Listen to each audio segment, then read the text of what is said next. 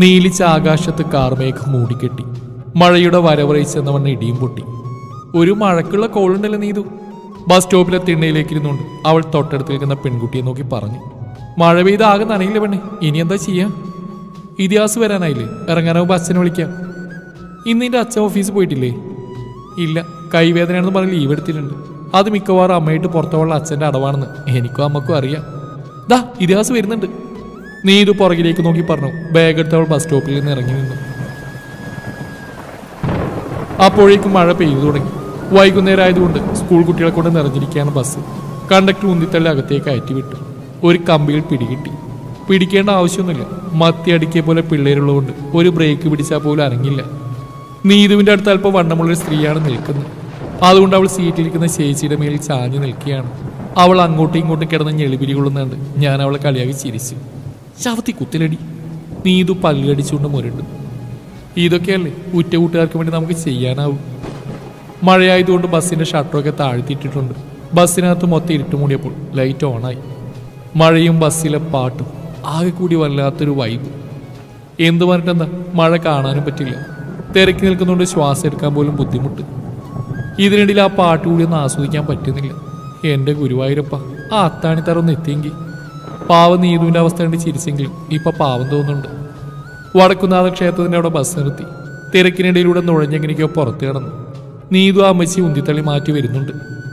ഉടുത്തിരുന്ന സാരിയുടെ ഞൊറിയും നേരിയിട്ട് തോളിലെ ബാഗ് അടക്കി പിടിച്ച് അമ്പലത്തിന് മുമ്പിലെ ക്ലബിലെ തിണ്ണയിലേക്ക് കയറി. നീതു ഓടിപ്പിടിച്ച് വരുന്നുണ്ട്. ഹോ, ചവിട്ടി ചവിട്ടിൻ്റെ കാലൊക്കൊരു പരുവായി. എൻ്റെ അടുത്തേക്ക് കയറുന്നതുകൊണ്ട് പെണ്ണ് പിറുവിറുത്തു. നീ ആ അമ്മച്ചിയെ കൊന്നിട്ടാണോടി വന്നേ? ഹോ, ഒന്നും പറയണ്ട മോളെ. ആ തള്ള നിന്നിടത്തൊന്നും അനങ്ങുന്ന പോലുമില്ല. ഒരെണ്ണം കൊടുക്കാൻ കൈ ധരിച്ചു വന്ന പ്രായത്തിന് മൂത്തായി പോയി. അല്ലെങ്കിലുണ്ടല്ലോ, അല്ലെങ്കിൽ നീ എന്തു ചെയ്യും? ഒന്നും ചെയ്യില്ല. നിന്നെ എനിക്ക് അറിഞ്ഞൂടെ? അതിന് നീതു നന്നായിട്ടൊന്ന് ഇളിച്ച് കാണിച്ച്. വലിയ വായ മാത്രമേ ഉള്ളൂ പെണ്ണിന്, പേടിത്തോണ്ടിയാ. ബാഗിൽ നിന്ന് ഫോൺ എടുത്ത് അച്ഛനെ വിളിച്ചു. എവിടെയാ പൊന്നു? കോൾ അറ്റൻഡ് ചെയ്തപ്പോൾ തന്നെ ചോദ്യത്തി. അച്ഛാ, ക്ലബിനടുത്തുണ്ട്. ആ, ഇതാ വരുവായി. അച്ഛൻ ഫോൺ ഓഫ് ചെയ്തു പോയി. അച്ഛൻ എന്തു പറഞ്ഞടി? എൻ്റെ അടുത്തേക്ക് ഒന്നുകൂടി നീങ്ങുന്നിട്ട് നീതു ചോദിച്ചു. വരുന്നുണ്ടെന്ന് പറഞ്ഞു. കയ്യിലുള്ള മൊബൈൽ ഫോൺ ബാഗിലേക്ക് വെച്ചുകൊണ്ട് അവൾ നീതുവിന് മറുപടി നൽകി. അടുത്ത ആഴ്ചയല്ലേ ആർട്സ് വരുന്നത്? അതെ, രാമസാറ് ഫുള്ള് കലിപ്പും കൂടില്ല. അതിനി ആർട്സ് പ്രോഗ്രാം കഴിയാതെ കുറേയും തോന്നില്ല. ദേ അങ്കിളെത്തി. മുന്നിൽ വന്ന് നിർത്തിയ കാറ് ചൂണ്ടിക്കാണിച്ചുകൊണ്ട് നീതു പറഞ്ഞു. അച്ഛൻ ഫ്രണ്ട് ഡോർ തുറന്നു തന്നു. ഞാൻ നീതുവിന് ബാക്ക് ഡോർ തുറന്നു കൊടുത്തിട്ടുണ്ട്. കോ ഡ്രൈവർ സീറ്റിൽ കയറി ഇരുന്നു. നീതു മോളെ, സുഖല്ലേ?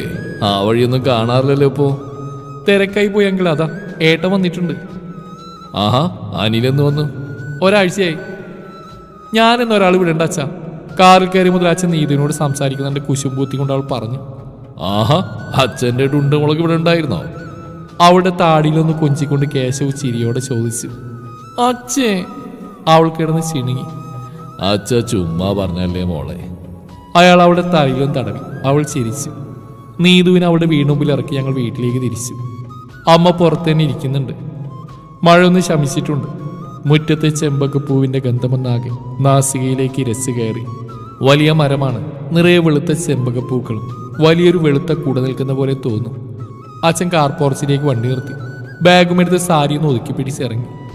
ബാഗ് അമ്മയുടെ കയ്യിൽ കൊടുത്തുകൊണ്ട് ഉമ്മറത്ത് തിണ്ണയിലേക്ക് കയറിയിരുന്നു. അമ്മ അടുത്തു വന്നിരുന്ന് എന്നെ നോക്കി ചിരിക്കുന്നുണ്ട്. ഒരു പുരികം പൊക്കി എന്തെന്ന് ചോദിച്ചപ്പോൾ അമ്മ വീണ്ടും ചിരിച്ചു. ഞാൻ അമ്മ ഇറുകെ പിടിച്ചിരുന്നു. നല്ല തണുപ്പുണ്ടായിരുന്നു. പൊന്നു.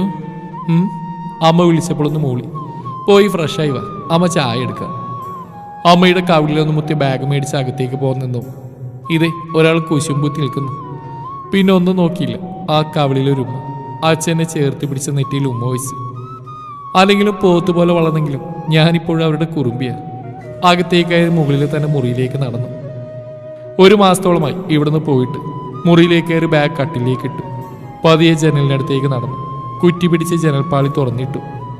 തണുത്ത ഇളം കാറ്റ് മേനി വന്ന് പൊതിഞ്ഞു. വല്ലാത്തൊരു കുളിര്. ഇരുകൈകളും നെഞ്ചിൽ പിണച്ചു കെട്ടി ആ ജനലരികിൽ വെറുതെ അങ്ങനെ നിന്നു. വീണ്ടും ഒരു മഴയ്ക്കെന്ന പോലെ ചെറിയ ചാറ്റൽ മഴ തുടങ്ങി.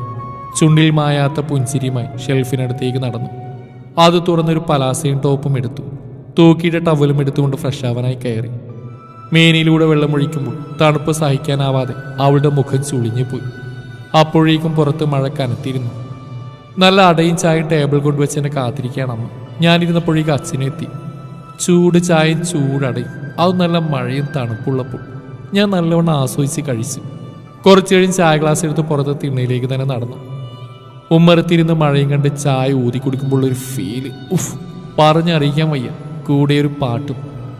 മൊബൈൽ ഫോൺ എടുത്ത് അതിലൊരു പാട്ടുകൾ പ്ലേ ചെയ്ത് വെച്ച്. പിറ്റേന്ന് ഞായറാഴ്ച ആയതുകൊണ്ട് പകൽ മുഴുവൻ പണിക്കാർക്കൊപ്പം പറമ്പിൽ കൂടി. ഉച്ചക്ക് അമ്മയുടെ പ്രത്യേക ചോറ് കറികളും പറമ്പിലേക്ക് എത്തി. വീട്ടിൽ പോയി കഴിക്കാമെന്ന് അമ്മ പറഞ്ഞെങ്കിലും ഞാനും അവർക്കൊപ്പം കൂടി പറമ്പിലെ ഷീറ്റ് വീടിനകത്ത് ചമ്രം പണിഞ്ഞിരുന്നു. വൈകുന്നേരത്തെ ചായയും കഴിഞ്ഞാണ് അവിടുന്ന് പോകുന്നത്.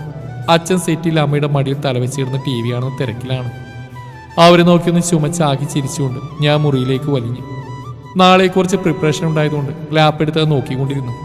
അതിനിടയിൽ ഫോൺ എടുത്ത് നോക്കുമ്പോൾ ഒരുപാട് മിസ്ഡ് കോളൊക്കെ കണ്ടു. ഉറക്കം വന്നുകൊണ്ട് അതൊന്നും നോക്കാൻ പെട്ടെന്ന് എൻ്റെ ബെഡിലേക്ക് മറിഞ്ഞു. രാവിലെ നീതുവിൻ്റെ കോള് കേട്ടാണ് എഴുന്നേറ്റ്. എന്താടി കിളവി രാവിലെ തന്നെ? അല്ല, നീ ഏതുകളുടെ സാരി ഉടുക്കുന്നതെന്ന് അറിയാൻ? ഈ പരട്ട് അതിനാണ് ഇവിടെ 5 മണിക്ക് എന്നെ ഫോൺ കുത്തിപ്പിടിച്ച് വിളിക്കുന്നത്. ക്ലോക്കിലേക്ക് നോക്കി ഞാൻ ദേഷ്യത്തോടെ അവളോട് പറഞ്ഞു. സോറി മുത്തേ, അറിഞ്ഞില്ലെങ്കിൽ ഉറക്കമില്ല. ഇന്നലെ രാത്രി വിളിച്ചിരുന്നു, നീ എടുക്കാത്തതുകൊണ്ടല്ലേ. എൻ്റെ കടവുള്, ഇങ്ങനെ ഓരോണ്ണം കൂടെ ഉണ്ടായ പോലെ ജീവിതം കൊളാവാൻ. അവൾ പിറുവിരുത്തോടെ തലയിൽ ചൊറിഞ്ഞു. ഓളൂസേ, അപ്പുറത്തുനിന്ന് പെണ്ണ് ചിണുങ്ങുന്നുണ്ട്. ഇതിനൊന്നും കാലേ വാരി തല ആരും എൻ്റെ കടവുളേ. ഞാൻ മഞ്ഞയാ. ഓക്കെ മുത്തേ, അപ്പം പാക്കല. അതും പറഞ്ഞ് പെണ്ണ് ഫോൺ വെച്ച് പോയി. എപ്പോഴും ഒരേ കളർ സാരി ഉടുക്കണമെന്ന് പെണ്ണിന് ഒരേ വാശിയാണ്. ഒരേ മോഡൽ അല്ലെങ്കിലും കളർ എപ്പോഴും മാച്ച് ആവണം.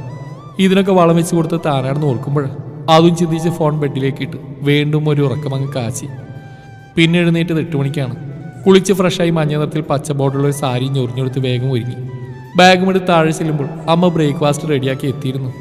ഞാൻ കൊണ്ടാക്കണം മോളെ. കഴിച്ചു കഴിഞ്ഞ് ഇറങ്ങുമ്പോൾ അച്ഛയുടെ ചോദ്യം എത്തി. വേണ്ട അച്ഛേ, നീ ഇത് കാണും, ബസ്സിൽ പോയേക്കാം. അച്ഛക്ക് മറുപടിയോട് തൊട്ടപ്പുറത്തെ ബസ് സ്റ്റോപ്പിലേക്ക് നടന്നു. ചെടികളിൽ മഴത്തുള്ളികൾ തൊട്ടിരുമ്മി സ്ഥാനം ഉറപ്പിച്ചിട്ടുണ്ട്. നല്ല നേർത്ത കാറ്റ്. മുറ്റത്തെ ചെമ്പക പൂക്കളിൽ നിന്ന് 2 എണ്ണം എടുത്ത് അറയിൽ ചൂടി കുറച്ച് വാരിയെടുത്ത് കൈ നിറച്ചു. നീതുവിനാണ്, അല്ലെങ്കിൽ പെണ്ണുകളുടെ തലമുറയിടും. ബസ് സ്റ്റോപ്പിലെത്തിയപ്പോഴേക്ക് ഇതിഹാസെത്തി. രാവിലെയും വൈകിട്ട് ഇതിൽ തന്നെയാണ് സിക്കാറ്. രാവിലത്തെ നല്ല കാറ്റിനൊപ്പം ബസ്സിലെ പാട്ടും എത്തി. സീറ്റിലേക്ക് കണ്ണുകളടച്ച് ചാഞ്ഞിരുന്നു. നീതുവിൻ്റെ സ്റ്റോപ്പ് എത്തിയപ്പോൾ അവൾ കയറി. എനിക്കടുത്ത് അവൾക്ക് ഞാൻ സീറ്റ് പിടിച്ചിരുന്നു. അവളെ നോക്കി ചിരിച്ച് കയ്യിലുള്ള ചെമ്പകപ്പൂ പെണ്ണിന് നേരെ നീട്ടി. വാങ്ങലും തലയിൽ ചൂടലും പെട്ടെന്ന് തന്നെ കഴിഞ്ഞു. അവൾ എന്തൊക്കെയോ ഇരുന്ന് പറയുന്നുണ്ടായിരുന്നു. ബസ്സിലെ കിളിയെ വായ്നോട്ടം വരെ കഴിഞ്ഞിട്ടുണ്ട്. കെട്ട് കഴിഞ്ഞതാണെന്നുള്ള ബോധം വരെയുള്ള പെണ്ണിന് അനിലേട്ടം പാവം. ഓരോന്ന് ഓർത്തിരുന്നപ്പോഴേക്കും കോളേജ് എത്തി.